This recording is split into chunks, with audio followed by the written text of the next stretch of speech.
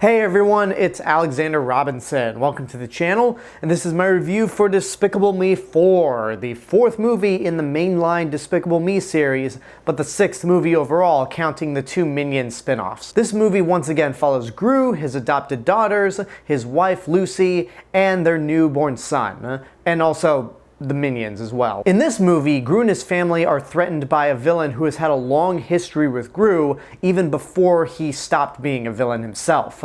So his family is forced to go into witness protection as the Anti-Villain League recruits all of his minions to try to come up with a way to help Gru stop this new villain. Here we go. We got another movie in the Despicable Me series, which means another aggressively mediocre entry from Illumination. I can't really say that in all earnesty. I still enjoy the first two Despicable Me movies.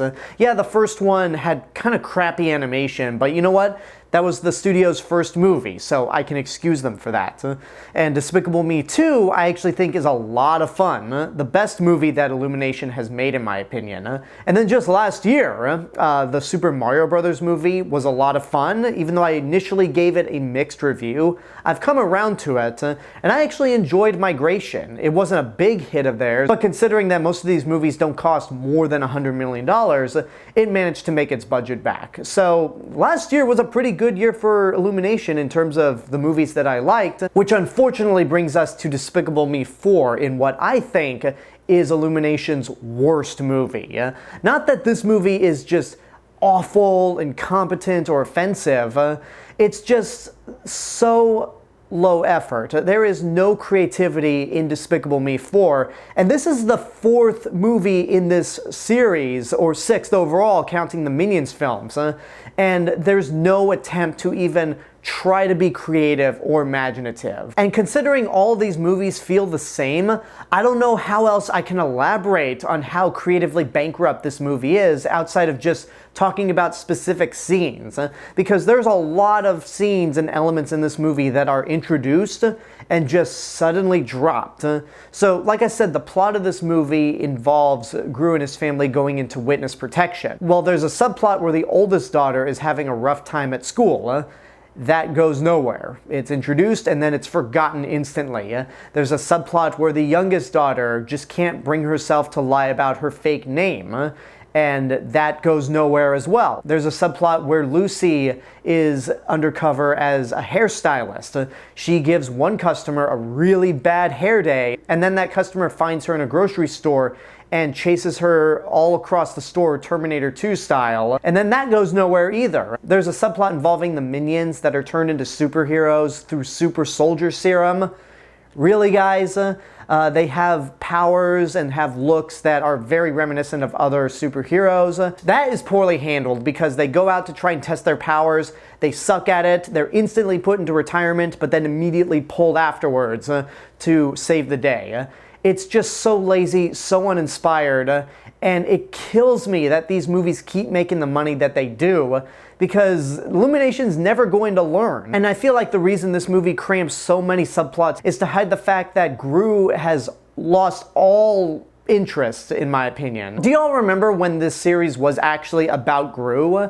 Yeah, in the first two Despicable Me movies, the reason those worked is because we got to follow Gru as he tries to be a supervillain in the first movie, and then kind of slowly veers away from that in the second movie once he has his daughters. With those movies, I can definitely tell that there is a lot of heart, they feel more focused, and even with the Minions, they don't steal the show in the way they have ever since they got their spin-off film. So those first two movies have a lot of charm to them, something that this movie absolutely does not. This movie is just so cliche, with our characters going to witness protection, having a longtime rival of Gru go after him, in, by the way, the most petty way imaginable. I'm not going to say it just to avoid spoilers, but when you watch this movie and you get the big reveal of why this new villain, Maxim, hates Gru, you're like, are you kidding me?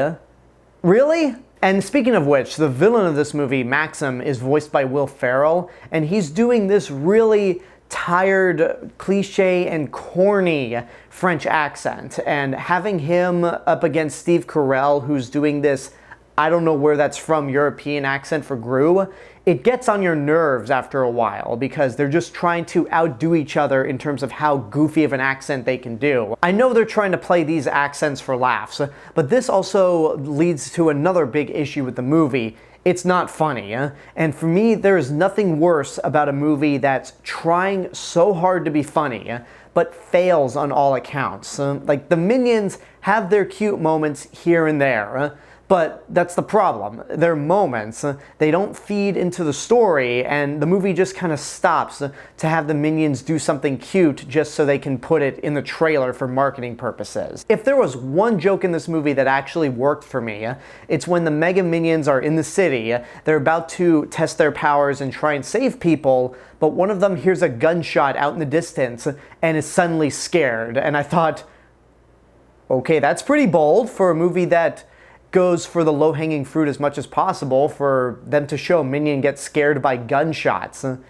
That's funny. There's not much else I have to say about Despicable Me 4. At the end of the day, this movie highlights the very worst aspects about Illumination as an animation studio. While I do applaud them for not going overboard with how much they spend on a movie, they could at least try in terms of creativity, because the script is lazy, the jokes fall flat, it's very scatterbrained and uneven.